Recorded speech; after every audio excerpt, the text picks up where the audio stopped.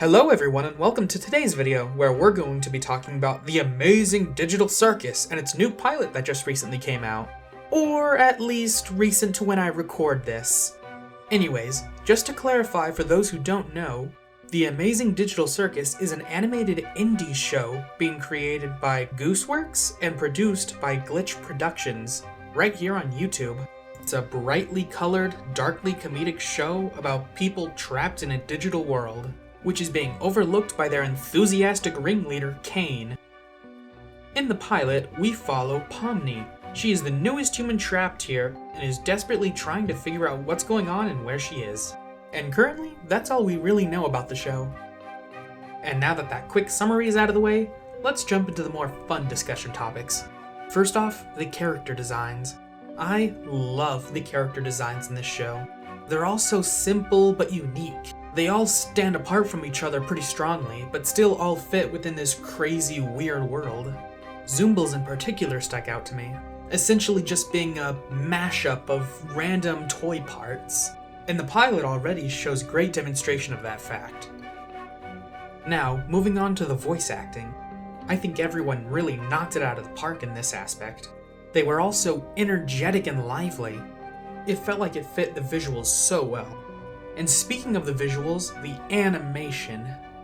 The animation was absolutely stunning, and I loved all the little visual gags they did with it.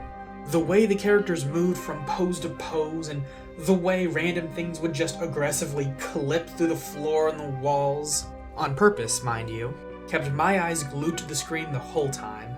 In particular, I loved how cartoony they went with it all. There were two aspects of the animation that really stuck out to me though. That being Pomni's eyes and Kane's mouth, or head, whatever. You know what I mean. They were both just so unbelievably expressive and exaggerative with how they moved. It was amazing. And it's just so inspiring to see more indie animation projects launching off like this. At the time of recording this, the pilot has over 10 million views in just 4 days. And I am just so happy to see this show getting the love and attention it deserves. Now, beyond the pilot, we're not sure when we can expect the actual show to start airing. But regardless, I am excited and will be waiting with bated breath. Now, I'll be going into more of the specifics of the pilot, so if you haven't seen it already, I'd highly recommend go checking it out for yourself before continuing here.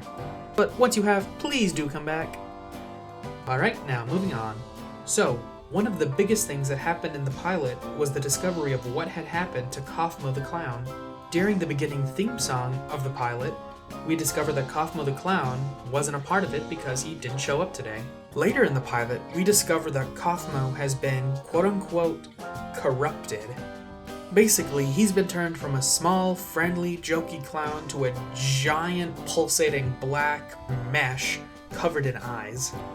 Now, what exactly is corruption? Well, so far, it appears to be some form of madness.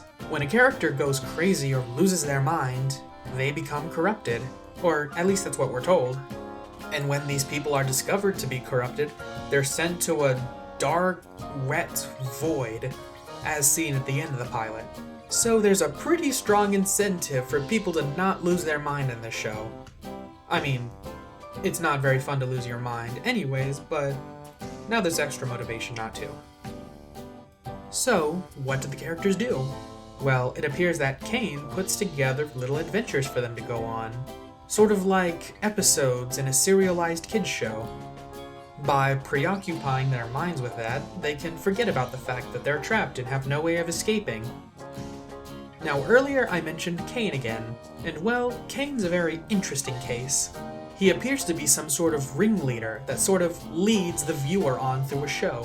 He takes care of the monsters, starts the adventures for everyone to play, and has the ability to create whatever he deems necessary for the adventure to play out. But he doesn't seem to be all-powerful. As mentioned when he's giving Pomni a tour of the world, he mentions that even he doesn't know what lies beyond the void outside of their world.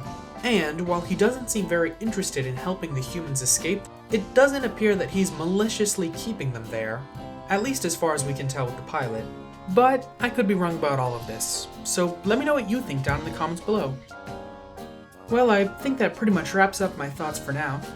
I'm definitely going to keep my eye on this show, and I highly recommend you do too. Supporting indie projects like this are very important in the modern day.